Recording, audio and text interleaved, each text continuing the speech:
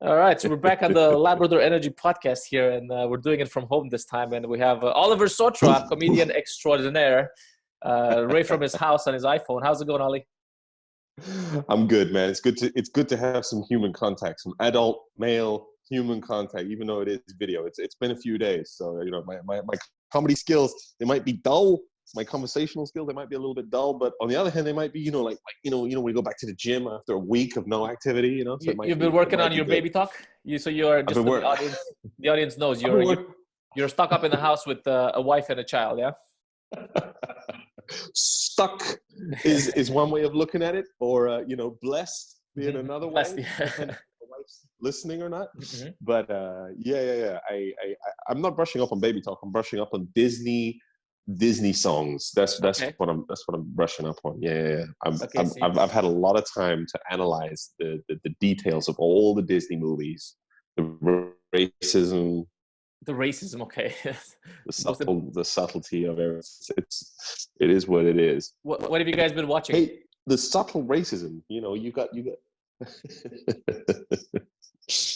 Well, all Disney is horribly racist, but in a sort of joyful way, because you're watching it and you're like, ooh, that's so racist. How did they get away with that? But it's joyful racism.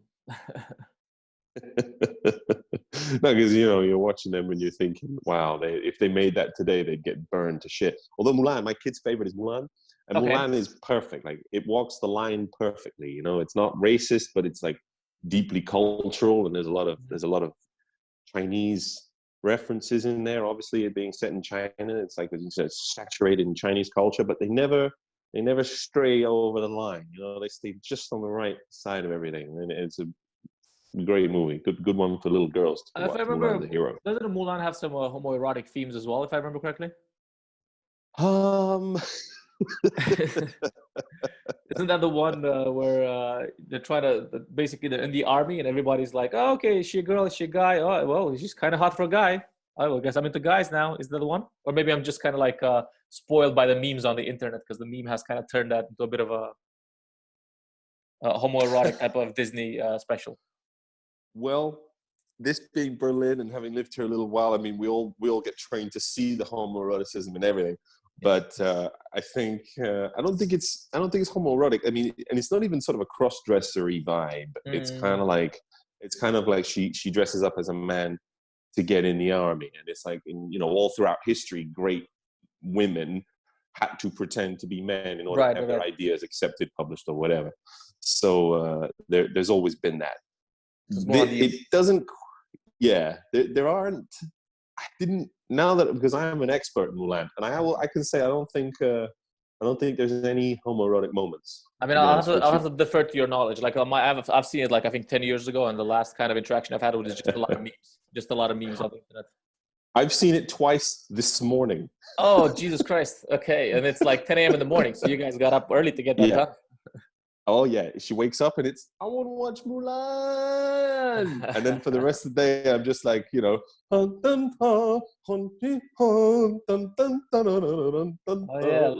whole day. It's like the Huns. That's the song that I remember. Please, the one that goes round and round in my head because it's right at the beginning is, please bring honor to us all. Like, over and over again. You're going to sleep with it swimming around in your head before you sleep. Like, please bring honor to us all. Oh, that's pretty good. It's very, very, very topical as well now with like the whole Chinese virus going on around, right? Quote unquote. Well, I don't know. Let's do as little virus talk as possible. Oh yeah, I'm definitely down for like. What do you think? Yeah, definitely virus-free. To avoid it. I've personally been stuck up in the house for the past I've been stuck in the house for the past 2 weeks. I've gone around to get groceries and stuff. Where are you? Are you in Berlin? I'm in Berlin. Yeah, I came back I think it was 19th of March, 19th, 20th of March. I had to basically cancel a couple of the shows. I didn't quite cancel them. I rescheduled them for end of April, but how things are looking, most likely those are going to get pushed back one more time because I don't think they're going to they're not going to happen with the way the situation is. And just been trying to make make use of the time in a productive way. So I've kind of focused a bit more on YouTube. I've started to figure out reading watching a lot of videos on how to do YouTube videos, because at this point, like I look at it as an opportunity to move more of the stuff from offline to online, right? Which would have probably had to be done eventually, right? So just trying to figure that out. I got my camera here actually. I was filming some. I'm just experimenting with a couple of formats. I've done like one format where I play video games, one format where I like do a bit of small review of like a TV show to see what kind of catches on, right? So we'll see exactly how that works out. Well, I mean, everybody's doing that at the moment. Like the whole of comedy is shut down, obviously. Yeah. All the big clubs are down, and there's one or two clubs. I know the Comedy Store and the Comedy Cellar in New York. They're having these online shows. They're having these like live stream shows. None of it's gone very well. I think comedy is a really audience participation live event kind of thing. Comedy is one thing which I think, apart from these formats that you're doing now, moving things online, but with content, movie reviews, discussions, video pods, whatever. Actual comedy shows need this live. Yeah, you need to have the feedback loop, between the audience. If you get like scripted, performed online show, a feedback loop, absolutely. Yeah. So none of that's gone very well. So comedy is as shut down as possible. Exactly. I mean, it doesn't get any more shut down. I was kind of watching this morning. I was watching The Daily Show with Trevor Noah. So they kind of managed to still kind of make it, because it's still kind of like the value of the show is in the information and the fact that provides you some like news and what's happening in the world. So that seems to be working. And also the Last Week Tonight with John Oliver seems to be doing quite well, again because people for the information value of it, right? But I've watched some of the the online stand-up comedy shows organized throughout the world by different kind of comedians posted in groups. It's just very, very awkward.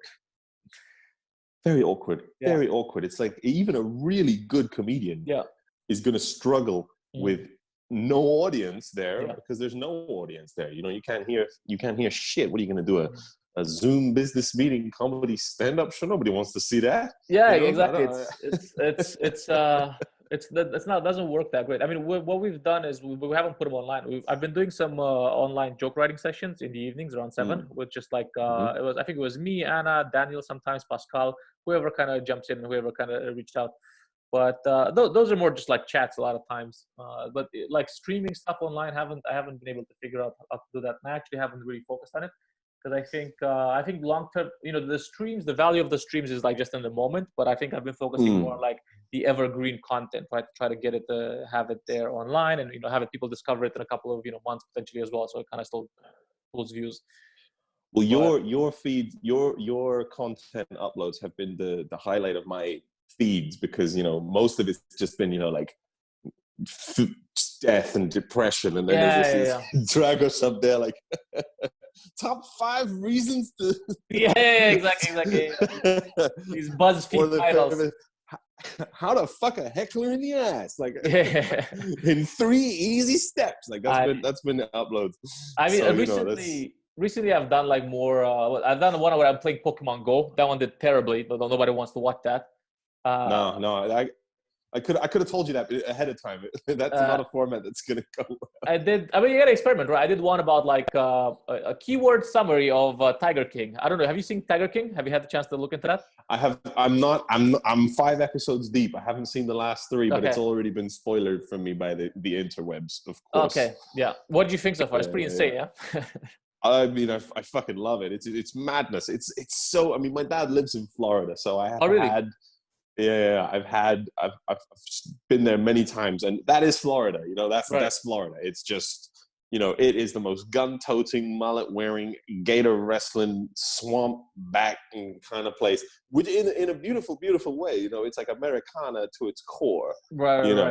And one of the reasons the documentary, because it's so well made, on top of everything else, the characters are so outrageous and so well fleshed out. Ridiculous. I was writing a joke about it. I was thinking, I still try to do a bit of joke writing every day. So I was like, Joe Exotic is kind of what would happen if a Disney prince did meth. Because he has that whole kind of like element of Disney prince, right? He has the animals, he's got the fashion style, the unique fashion style. But then he just lost a couple of teeth down the way, Just you don't need them. You don't need them when you're in this line of work with tigers. You don't need that many teeth. You're eating. Yeah. I mean, the thing about it is, the tiger's got enough teeth to make up for it, right? Well, I mean, Carol Baskin's husband can attest to that. Am I right? Yeah. Fucking Carol Baskin. Fucking Carol Baskin. Uh, Instantly the most hated person on earth because bro, of she's so some dodgy. show. She's so dodgy. Like in itself, it's but she's smart. Like she basically won pretty much. Well, she's obviously a very sharp, and she won. Like you say, she won. Yeah. This is America. This is America. The thing about this is the underlying theme in this show is like they are so free in a way. In one way, they're free to own guns, free to have their land, free to raise their animals, completely free to run for president, like it's absolute freedom. And then on the other side, caged, literally, and metaphorically, because everything costs them. They're on the verge of financial ruin or financial gain at any given moment. You sue somebody, boom, $1 million. Everything costs $1 million. So they're caged by their culture and freed by it simultaneously.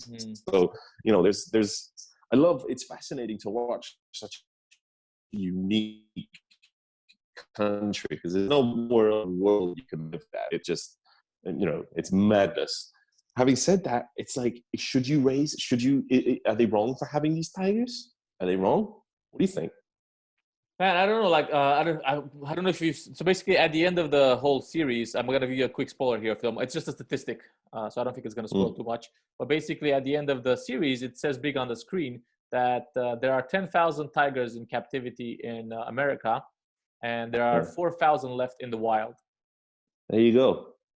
So 4,000 is a weak number. If there were 10,000 white rhinos in captivity in America, I'd be happier with that because there are none left anywhere, So I guess you have the right to, so this is the thing is like, it's about, where do you draw the line between animal abuse with tigers and where do you draw the line with animal abuse with like pigs and chicken, right? That's what I'm talking about. So if you went to fucking KFC yesterday, but then you feel sorry for the tigers in the cages, that's bullshit, because those chickens live a way worse life than that tiger. That tiger has a, room to move around, food, fine. He needs 4 kilometers, whatever. Nobody's got that land. Right. But, he has his cage, he has his food, he has a life, he's alive. It's not the greatest life, but it's preferable to death. Perhaps the chicken life in the KFC slaughterhouse, death over that shit. It's brutal, bro. You just get, you just born to die pretty much, Yeah, exactly. So I think, I don't know, man. It's like, where do you draw the line? Everything's cruel. Where do you draw the line with, there's so many humans in desperate situations and people are worried about tigers. It's insane. It's tough to pass judgment on this kind of like this kind of Joe Exotic. It's insane, bro. Like I don't know. It's people again. You have freedom and you have freedom to kind of manifest your will on other people. Like I think the weirdest thing was all these misfits kind of like finding a place, right? If it's a weird fucking place, but they had nowhere else to go, right? So then kind of Joe Exotic in a way gives them a place. Some of them decide that they're gonna be gay for meth, which is kind of like understandable as well. if you're most meth heads eventually come to this style. Exactly. Am I gonna be gay for meth? Which is and happens. You raised the right point. It's glossed over and given no attention whatsoever. Like this guy in the north, the other guy has a harem of women that he was exploiting horribly. But people are worried about the tigers. And I'm like, well, okay, maybe start with the people. I was going to say, and then basically surprise boob jobs. Like once you join in, he makes you get a boob. Like, what is happening? No, they just book it for you and say, go get it, here. Jesus. You could look at it like, free boob job on the one hand, but on the other hand, it's like, maybe I didn't want that, Yeah, it's pretty insane, the whole thing. And they're like, it's like nobody put a gun to your head.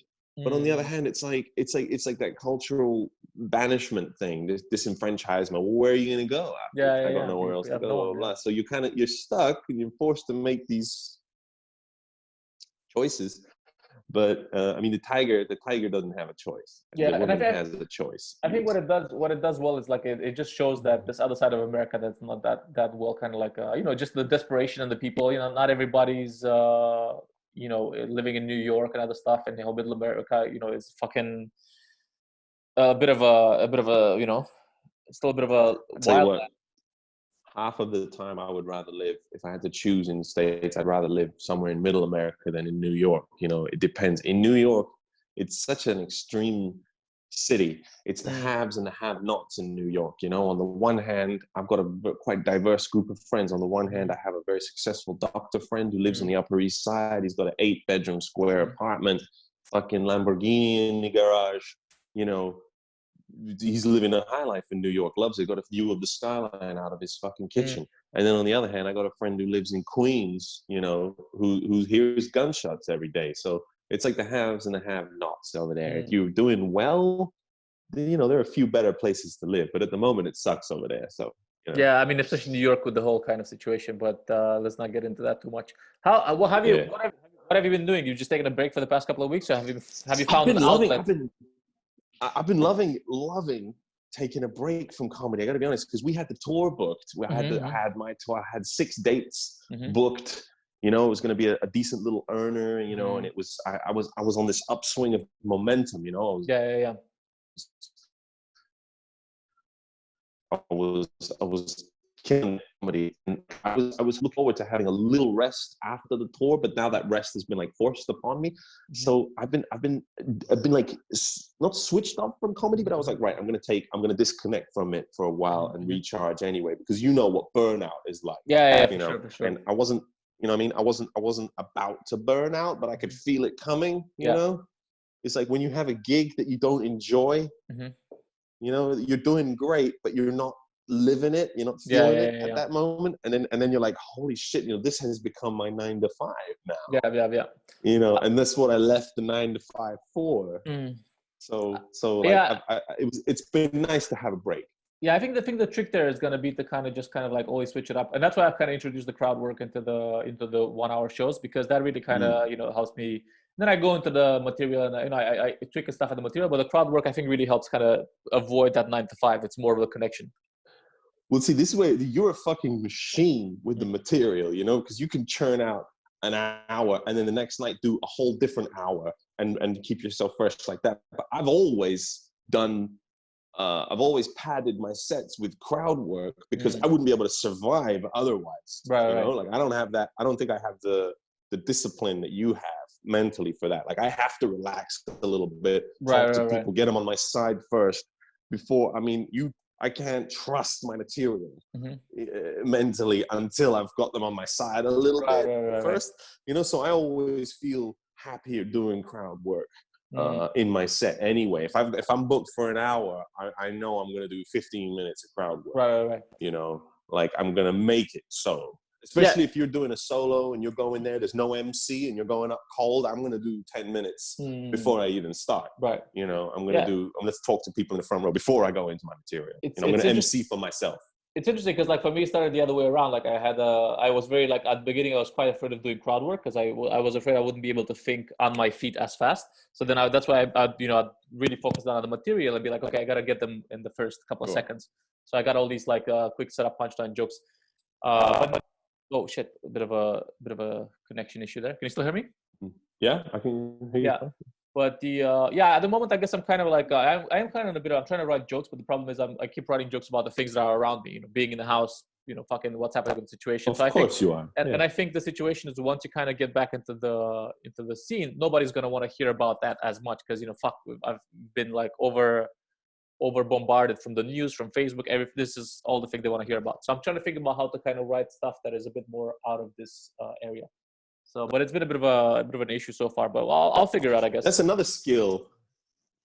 That you have that I don't possess. For example, like I cannot sit in a chair and write jokes. You know, I've never been that guy. Like I can't do that. I walk around, go out and do things. I go outside of my comfort zone and I allow experiences to happen to me, but I keep my comedy observation mode on, and then I let a bit form organically. And every time something's funny, I jot it down, and then I'll extrapolate that. So I do sit down maybe on the way to a gig, and I'll look at my notes, and be like, I can develop that this way and that way. But I need the inspiration to come from a genuine experience. Yeah. Otherwise, I won't be able to write a joke per se. I mean, a lot of the time I get it in the shower or when I'm in the theta waves, when our brain goes from theta, like a sort of daydream mode. I get inspiration in that mode when I'm before sleep or in the morning or in the shower or whatever. Yeah, that's when the inspiration comes. On the bus and on the metro has been a really good place for me as well. But a lot of times, basically, I get the idea in that sentence, but I still need to kind of like flesh it out, and I still have to sit down to kind of flesh it out. But it's a lot of hit and miss, to be honest, as well, because like some of them work, some of them don't work. And the biggest problem now is like, you have the idea and you might think it's funny, but you don't know unless you try it. So there's nowhere to try it. Yeah, you never know. And like, how long I've been doing this? Fucking 11 years. And it's like, I've got that ratio down. So 80, 90% of the time, I feel like that's going to work. That's not going to work. That's generous. Let's say 60, 70% of the time, I can tell if it's going to work on stage or not. But then you never know until you get up there and you do it. Never. And sometimes you're sure that this is going to kill and it dies. And you're like, what? You're so hurt, your butt hurt. And then sometimes a bit that you were like 50-50 about becomes one of your A bits. And you're like, what the fuck? It's really, you need that live audience to practice on. Otherwise you cannot sharpen. Yeah. And that's the thing is like, I'm trying to at all, it's absolutely, it's one of the only, I think it's the only art form where you can only refine things live. Yeah. No, it is. I think it is. Because basically with music, you can still do it and you can kind of get an idea how it sounds, right? But so that's the difference in writing for like live stage and writing for this kind of like YouTube content. Because for the YouTube it's a lot more I think with YouTube people don't necessarily appreciate the constant flow of information coming for them. You have to do a lot of cuts, you have to do a lot of cuts, a lot of remove jump the cuts, jump cuts, and so it's a bit of an editing skill set as well that you need to kind of develop in order to do that. And that's kind of in progress at the moment. It's been going well so far. I mean, it's such a collection of skills, like you say. You're like, holy shit, this is a whole. You look at it when you look at something successful, it looks effortless. It looks easy and fluid because that person has achieved a level of skill there. To make it look so. They look at you doing stand up and they're like, oh fuck, like this guy. I'm just listening to I'm just enjoying the flow because if you're a fucking pro, then people are just enjoying themselves. But then when you're like a micer and you're looking at an experienced comic, you realize how much work has gone into that. The same with the YouTube bloggers. You're like, fuck me, this person sat and cut and produced and put the graphics and the content. It's not it's a whole new kettle of fish. Yeah, so I've kind of get a bit more appreciation for these guys, like that have millions of followers and stuff. And when I look at the videos, I'm like, holy shit, this took like 5 days to make. Just in terms of cuts and adding effects and adding. So that's why a lot of times a lot of people start making money out of it and they start basically hiring a whole team because you need a whole team to be able to do it. Of course. I was looking at this fucking YouTube video and the guy was like, let's click on the ads here and see how much money I've made. And he's got 2.5 million views on a video. Right. And the ads have been running like, you watch his video, you have to watch an ad. So YouTube are paying him for the ads. Right. And he's like, let's see how much money I've made in 3 months. And in 3 months, 2.5 million views on the YouTube video. He clicks and he shows it on the camera. He's like, look, $36.40. It's like, what the fuck? And I'm like, he's like, people think that because I've got like X million subscribers that I'm like rolling in money from this. He's like, it is fucking peanuts. And I looked at that and I was like, oh, Jesus. Yeah, I guess it depends on, because I was looking at a couple of videos as well. It depends on the kind of content you make as well. Because if you make like some content that is, because the guys that do the advertising, they want to target people that are gonna buy the shit, right? So chances are that if you do like one guy was saying like he specifically does a whole account about investing in stocks and stuff. So he gets a lot of financial companies advertising on his stuff. So he's showing stuff on. It's kind of like showing ads on Cartoon Network versus showing ads on BBC, I guess. During prime time, so Bloomberg, I got you. Yeah, costs a bit more. Well, that makes a lot of sense. Yeah, you're definitely making a lot more money on your ads if Deutsche Bank and Zurich Bank are paying you for your videos.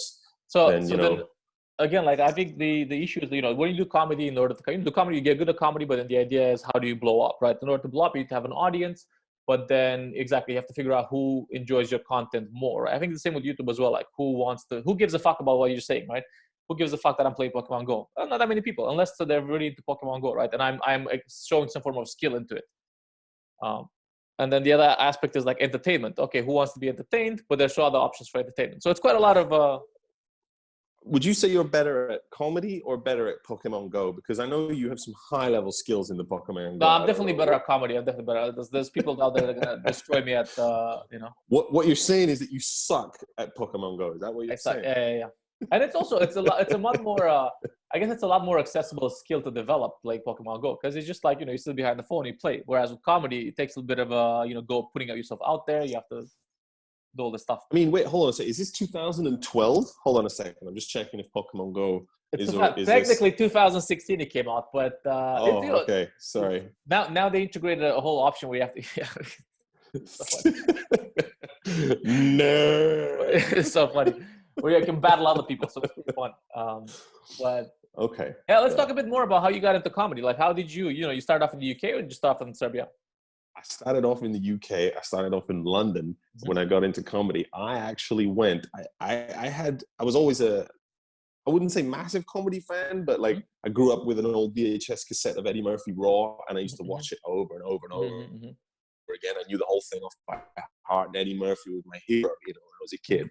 And I always had in the back of my mind. I remember I wrote down a little intro script of what I would do if I was going to do stand up one day.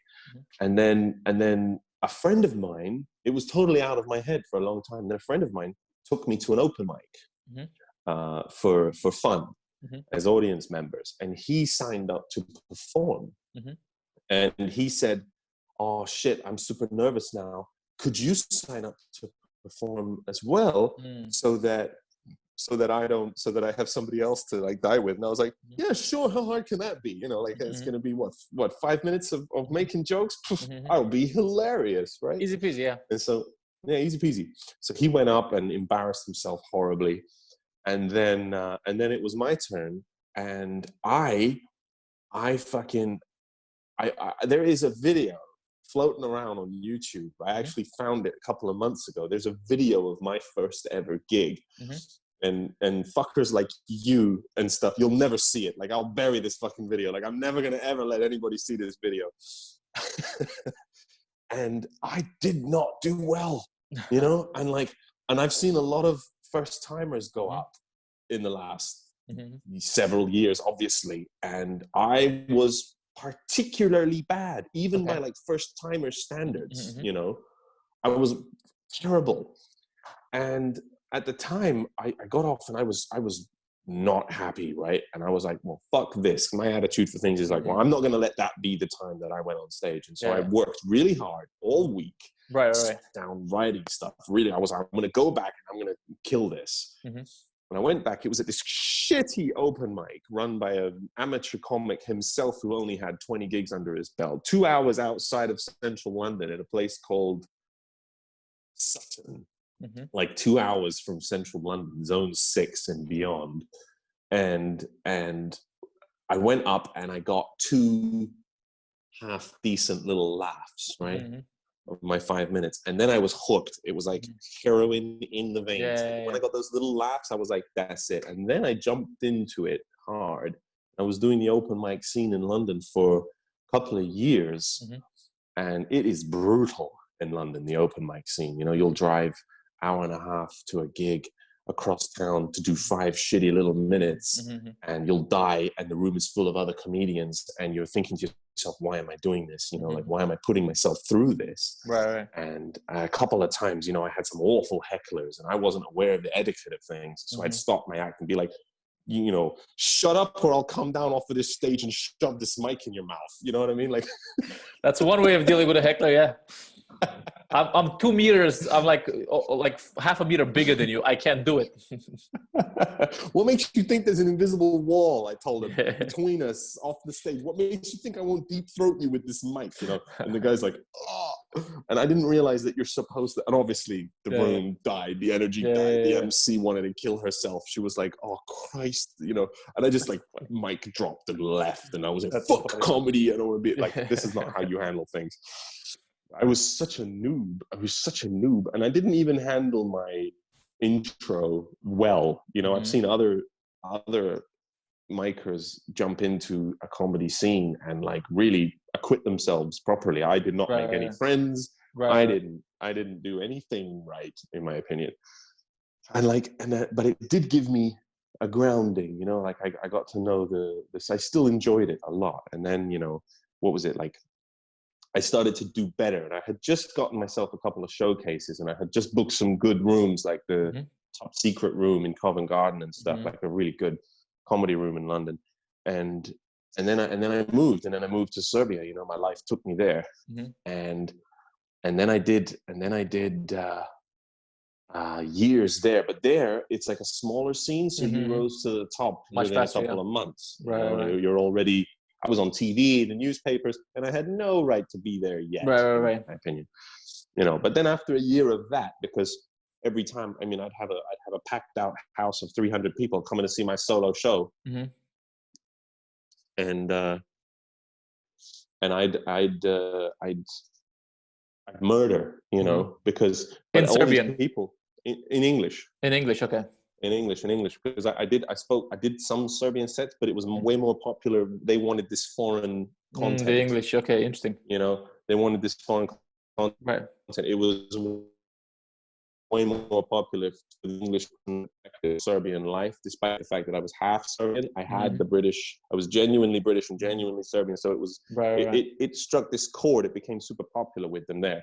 And so then I was killing it. I was at arenas, fucking, you know, I was on TV, regular guest spot on the talk shows, blah, blah, blah. Opening for Eddie Izard.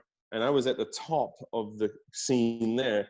And I was living well off of that too. I had a one-man solo every Friday night at this swank bar. And then I was like, that's it. Because I don't want, there's nothing more I can do here. And I didn't want that. I wanted to experience a success in a Western, in the actual comedy world. Not that that's not a comedy world, but it's a niche market. It's a domestic market. It's a closed market, you know. And so I wanted to export that. A lot of people get that feeling. Well, you know, you kind of want to be where the big guys are, right? Like, you know, if you start off with Eddie Murphy, you want to be as big as Eddie Murphy, right? You're gonna get that idea. It's like, I mean, maybe I can go into that direction, not necessarily as big as Eddie Murphy, but like maybe I can, you know, go bigger. That's a lofty ambition. But what I actually wanted was, I didn't want to be the best comic in the room anymore. You know what I mean? I didn't want to be the best comic in town. I wanted to be somewhere where there were people better than me, so that I could get better. You know, no disrespect to the other comedians in Serbia, but like, you know, there was nobody doing what I did, and nobody to challenge me. Right. You know, and even when Eddie Izard came to town, a lot of what he did went over people's heads. And when I opened, I did better than he did. Right. Not because I was a better comedian, but because I resonated with the audience. I knew what the audience wanted, you know. And he didn't adjust he did not have a good night. He did not have fun. But I mean, you know, and then I was like, when I was watching him, I was like, wow, this is what I want to be around more. You know? So the skill. I want to be, the skill, the experience, the craftsmanship. Do it in your native tongue for people whose native tongue is also that. Right.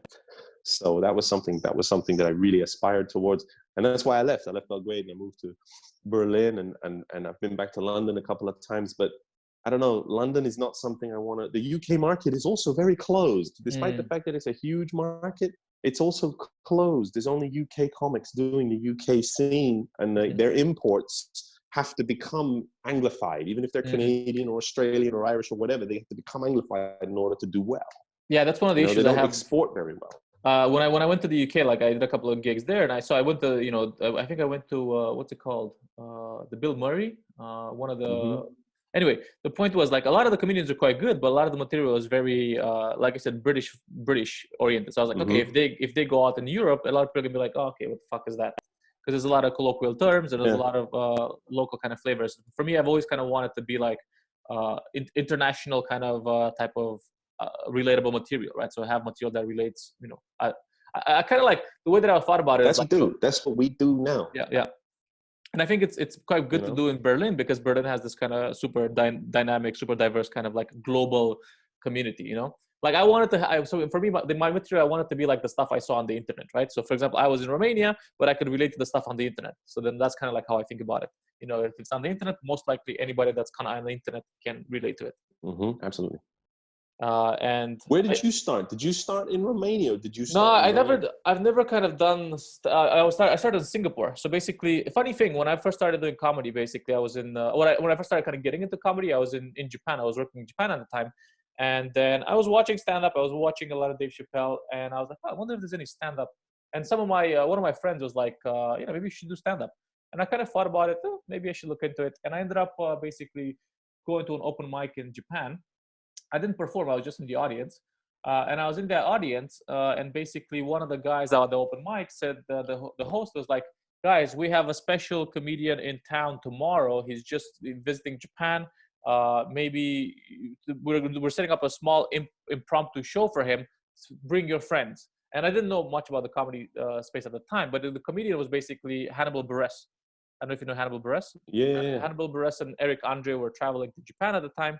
And then basically they were setting up an impromptu show for them. So then I went back to work, and then I told my friends at work, hey man, I got some cheap tickets for this comedian, apparently American comedian called Hannibal Buress and Eric Andre. And my friends from New York, he was like, what the fuck? He was like, Eric Andre's show is massive, Hannibal Buress, whatever. It was quite big at the time. And then we went, and it was like one of those small Irish bars. They had like maybe 60 people max. It was sold out. And then basically Hannibal Buress and Eric Andre did like a couple of gigs, and they were traveling from LA with some friends. They had like 6 comedians, and they all kind of got up on stage and did some stuff. So I was like, oh, okay, this is pretty cool. So I had the chance to hang out with them. But then later on, when I moved to Singapore, because I was leaving Japan, I ended up basically doing an open mic there. And again, I ended up starting off with that joke that was thinking, what the fuck should I stay on stage? And I said, like, Romania is kind of like the Malaysia of Europe. And they killed. It absolutely killed, because then everybody in Singapore looks down on Malaysia, right? So they had automatically understood what was happening.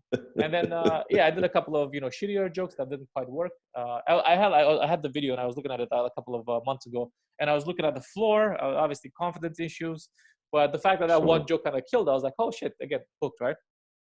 That's the heroin hit. That's the hook. That one laugh you got will keep you coming back for the next 20 years.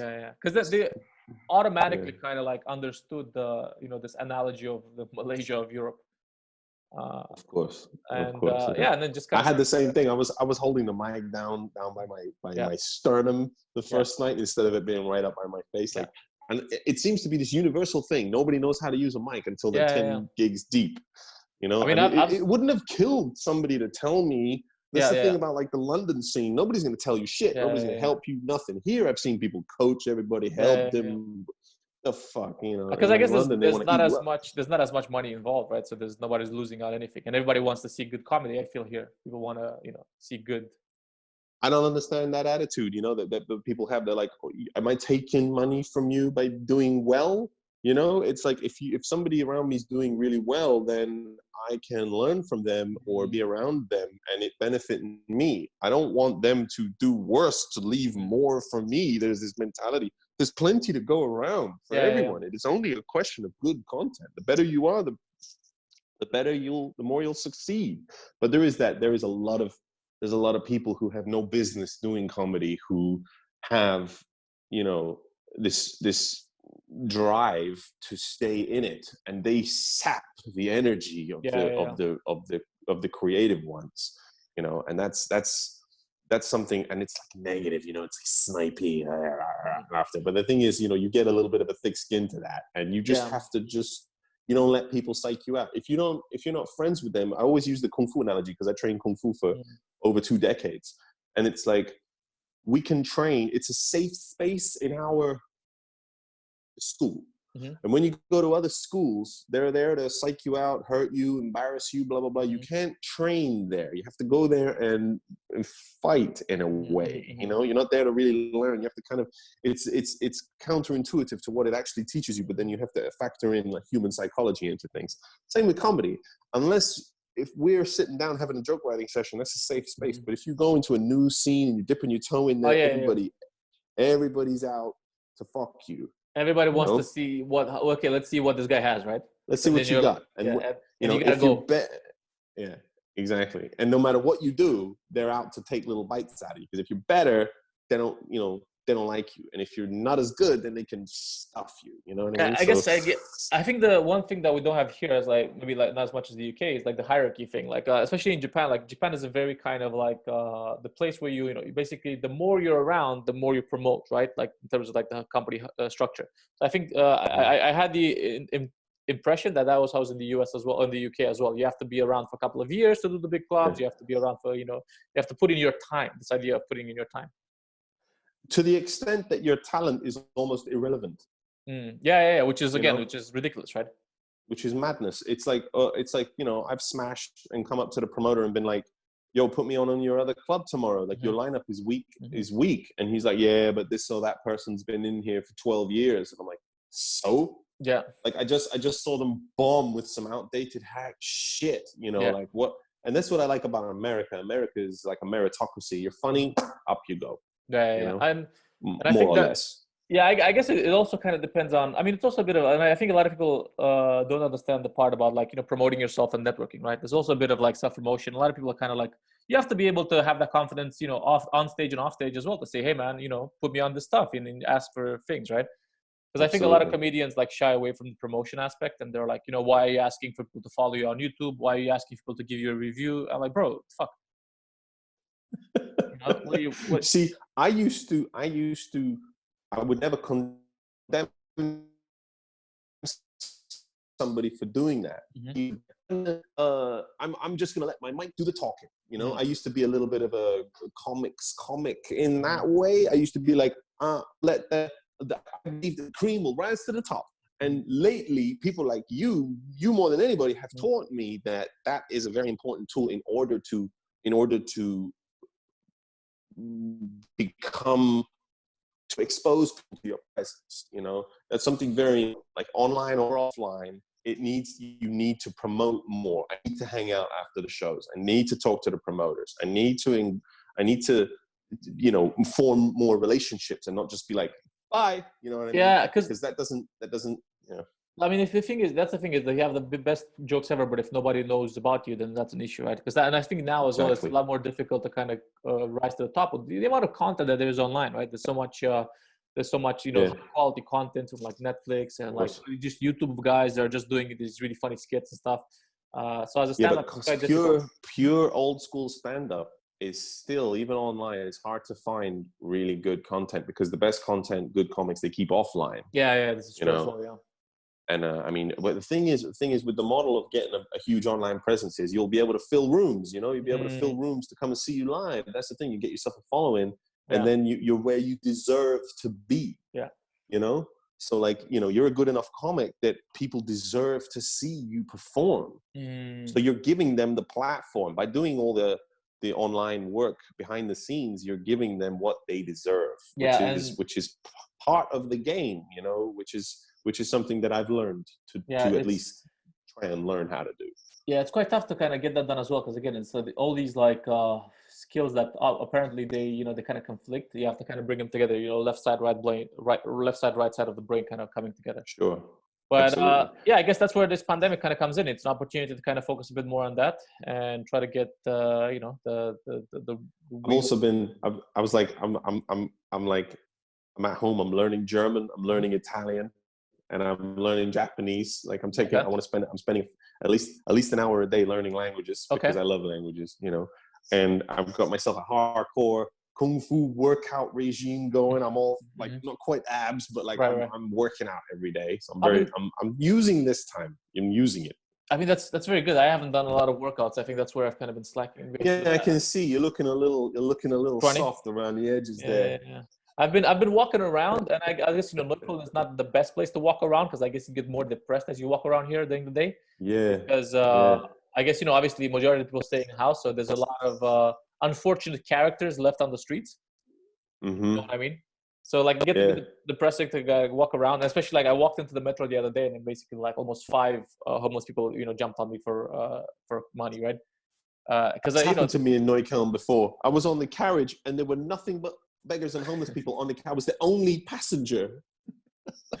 The only source of revenue.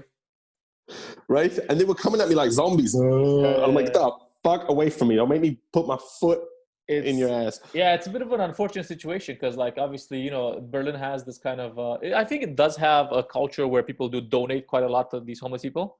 You know, if you go. Yeah, they do. Yeah. But I guess with less people on the streets now, I think they're getting hit super hard. So I'm not sure exactly what's. It's funny when you're the Romanian guy on the carriage and you're like, get your fucking. You're the revenue. Yeah, exactly. That's not happening, bro.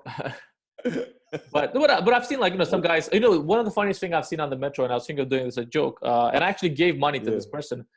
This old lady walked up on the, I think it was the U8 with like a portable speaker, and I've seen her. I know her. And she started singing my heart will go on by Celine Dion. Yeah, oh my god, that was so funny. I was like, here's the euro. That was so funny. Yeah, love was when I. And she's like, what is she? She's like Chinese or something. I don't know, man. She's Asian something. And she has this accent, and she sings it like near far. Yeah. She's definitely. You are. And like people are just reaching into their wallets. Yeah, exactly. And that is, you know, that I think that's entertainment right there. I think it's like, or well done. You know, it's like providing value because it made me laugh. That I gave her money. Everyone gave her money. You know, and it was like this.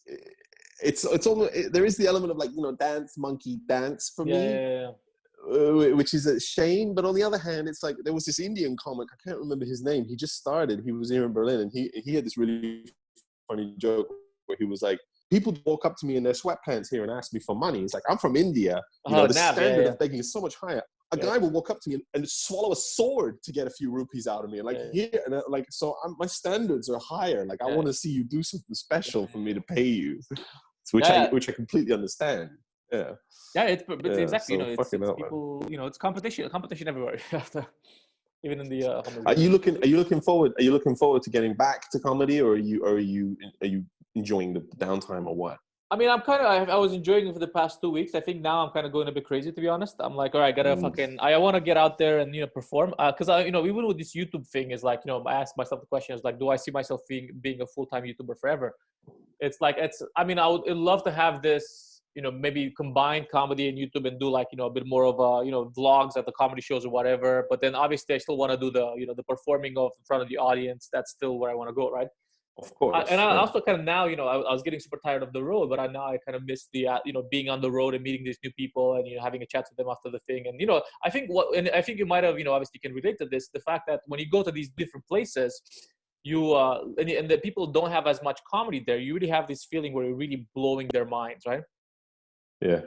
They that's like a nice feeling. Yeah, and I think, you know, obviously, and that's what I've done, like Copenhagen like 5 times in the past year, because I've always felt that people were so appreciative of the comedy, and they're like really properly enjoying. Copenhagen. In Copenhagen, people were coming up to me and clasping my hands and telling me like really earnestly in my face, like, this was one of the greatest nights of my life. And I'm like, I'm so happy I could bring that to you, you know.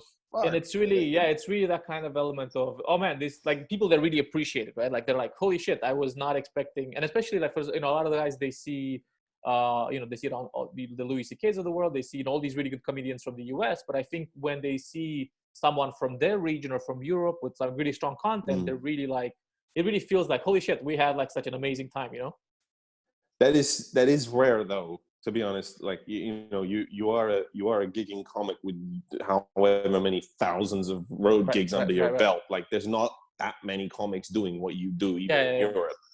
But I mean, having said that, it's just nice because there's such a purely honest reaction that people come and give you. And also, you know, you're doing a good thing for their local scene. You're opening up them to more comedy, even if it's local and it takes a while to build up. There are certain scenes which are, you know, they need time. That's kind of been my philosophy with it. You're not really competing, you're just growing the scene, right? There's no point competing for like a 2-kilogram pie when you can build like if you have like 2% of a 2-ton pie, right? Exactly. So then, a lot of people try and protect that fucking stupid pie though. They're like, and that's gonna work against them because, you know, they stay on that pie, and, you know, in the meantime you're cooking a bigger one, right? the Romania, the Balkan, everything is pie. Yeah, everything's pie. Yeah, apple pie. You have your pie, Yeah, yeah. but I am baking a bigger pie. A bigger pie. This is. I have apple. You're going to have plums. Plum pie. You're getting all deep and metaphorical with it. You see, you have plums, okay? But I make plum brandy, okay? This is the difference between you and me. Refined, it lasts for years. You know, you bury it in the ground, you dig up in 10 years. Delicious. Okay, with pie. Like this is everything is. And yeah, and I think that's the value of it. And whenever sometimes I'd go do all my shows by myself, I open them, but I do get people that basically reach out from local scenes, like, hey man, can I open for you? And a lot of times I'm like, all right, go in there, do 5 minutes, and I let them, I give them like $20, $30, whatever. Hey man, this is first of all, that's really good of you. Second of all, that actually helps you, because I would love to have 1 or 2 opening acts come and open for me. It doesn't usually happen for me, right. But like I would love to have them come and open because it's like it just kind of breaks the tension a little bit. It's almost like throwing a fucking lamb to the wolves, before you start, which I don't mind doing because I've done it. It's a cycle of it's a rite of passage. So like it really eases things into it for me, So I think also you look better as well by comparison. You know what I mean? Like it breaks attention. I think it does everybody good. That guy gets the practice, girl or whatever. The audience get to sort of relax. You get to benefit. Everybody benefits. With a bit of contrast. Yeah, so there's people like that, like reaching out. I usually give them like 5 minutes to kind of do it. And I've done it before in a couple of places, and sometimes they've been really bad. But as you mentioned, like. You come in and then you bring your A material and everybody's like, oh, okay, well, this is why the guys, this is why we're paid for this guy's show. You know what I mean? There you go. Exactly. Yeah. They're like, oh, that was $15 well spent or 20 or whatever, wherever we are. Yeah. I mean, it's going to go up. And I think, it's more, I think if you look at the European audience has gotten more and more kind of like, at least from my perspective, people have been more willing to pay for good comedy. I wouldn't want to be anywhere else. I wouldn't want to be performing anywhere else. Europe at the moment is the most dynamic, interesting place to be for stand-up comedy without exception. Canada, US, Australia, UK, this is the place to be. Those other markets, they're saturated, they're structured, there's people picking off. You really have to dig. If you're a comedy fan, you have to dig to get the good comedy, and you never know when it's going to come, where it's coming from, or you have to pay through the nose and get your festival tickets, $150 or whatever. Here, you can get the top class comedy at your doorstep around Europe for like 10, 15, 20 bucks. It's like it doesn't exist anywhere else at the moment. Like, and the originality of the place to be. I think one of the things I like most, like the material is very original as well, right? Because basically, like you said before, original.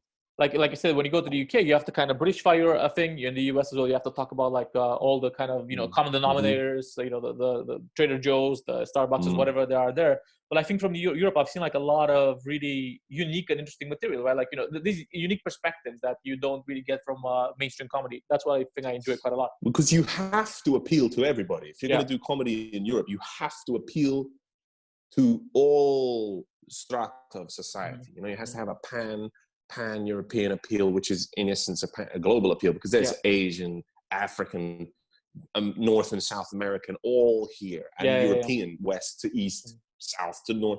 Everybody's in one place here in Europe. And there's people, so everybody gets all the references. You have to make your references global. So it's global comedy, which I think that's couldn't be any better. So this is what I was thinking, like with the stuff that I've because I wanted to do a bit of stress testing with, and I've posted in a couple of subreddits in the US, and I've gotten really good reception from a lot of the people there as well. They were like, okay, this is very original, very international. I got most of the jokes.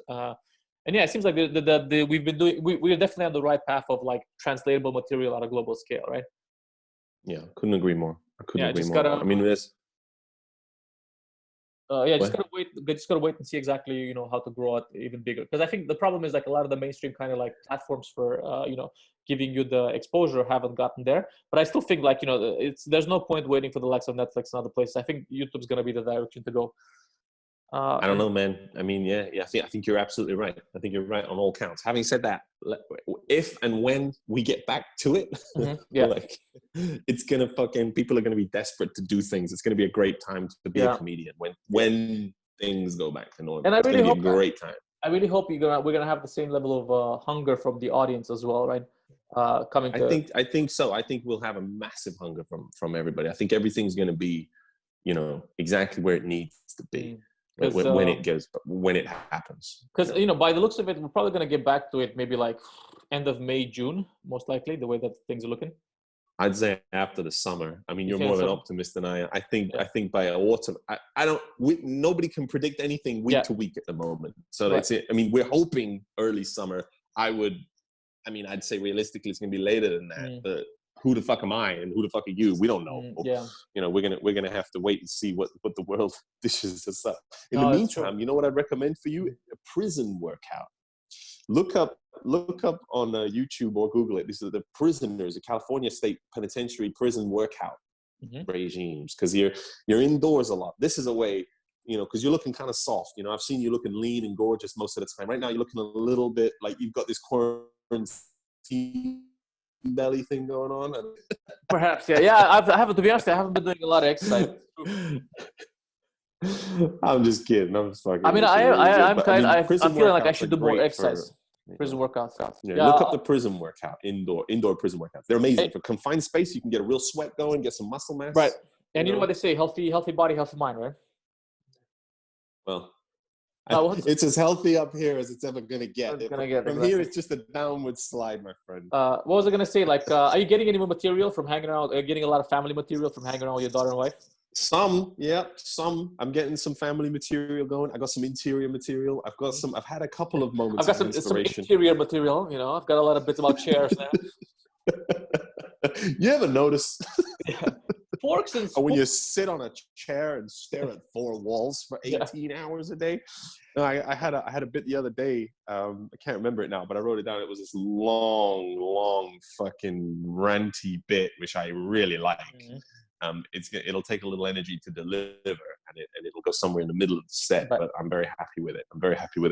The thing is, right before the shutdown, I had a burst of writing.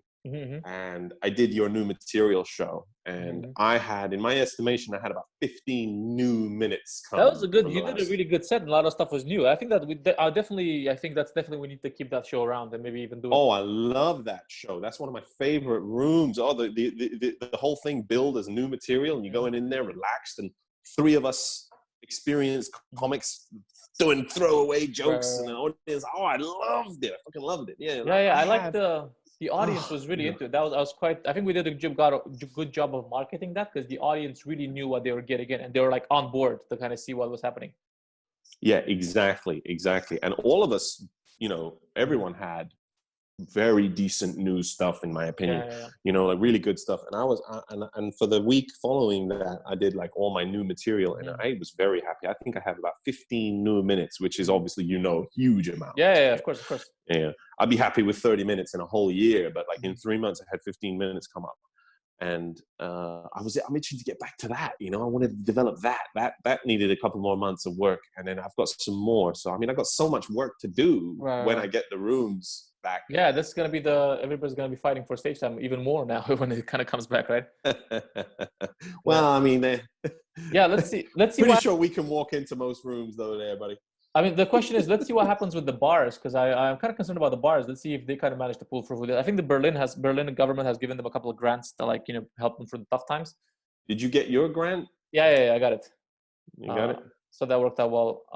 That was very interesting, because I applied for it at 10 a.m. in the morning. I got it at 7 p.m.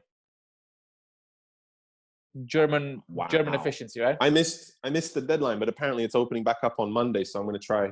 Oh yeah, no, you can do it. I think there's no deadline. I think as long as you do it you just have to put in your basically your comedian registration ID, your identification number. Yeah, it's pretty straightforward. You just the only issue is waiting in line, basically. Oh, okay. Send me the link. Yeah. I'll look it up. I'll send it to you. I have it around here somewhere. Thanks, buddy. Yeah, that's pretty good. It's very, like I said, I was talking to a friend of mine. I was like, when would this ever happen in any other country where they No other country on earth. No. Bro, this is like, I applied for it at 10 p.m. in the morning and I get it at 7. What the fuck? I was so mind blown. Unbelievable. Yeah, so that's very, and again, that's what I like about Berlin as well. It's like literally, like I don't think this would happen maybe even New York somewhere else. It's literally a city that does value like the performance art and the art aspect of the culture here. It does. It does. It absolutely does. But and then we're so centrally located, we can export it around us. Yeah. You know, it's a beautiful, beautiful organic scene, which I wouldn't want to be anywhere else for. Hey, that's for damn sure. Just to kind of piggyback on that a bit, like actually I started doing TikTok recently, and I actually got a message from a Serbian guy in Austria, Vienna, who owns a restaurant, and he is like, hey man, I saw your thing on TikTok, you want to come over and do a show at my restaurant? That sounds like a dude, insane, right? Yeah, just get yourself paid up front and go and enjoy yourself. Yeah, it was pretty good. So that's it. Like, it's getting stuff on all the platforms helps out. I was surprised to see that I'm getting business through TikTok. Like, what the fuck? I mean, you're my fucking technology guru. I have. It took me years to even open an Instagram account. Like, if TikTok, I'm gonna resist for a little bit longer because I don't know, man. It's also 36 years it's old. about putting the all the material there. Can you still hear me? I'm gonna look into it. I can hear you. Yeah, let's. I gotta wrap things up. Yeah, let's wrap it up, man. Yeah, man, good stuff. Good stuff chatting. Thanks a lot. Any closing remarks? Yeah, being a father. That's a responsible father. Closing remarks. I don't know. Hey, let's go for get this. married next time there's a pandemic. It's great. Yeah. Great. Okay. Have a kid. That usually works out. All right, man. Well, thanks a lot for being on the podcast. It's good talking to you, man. Good chat, and I'm looking forward to hanging out in person once this whole thing blows over. Yeah. Have a nice day. Look forward to it, buddy. Yes, bye. Take it easy.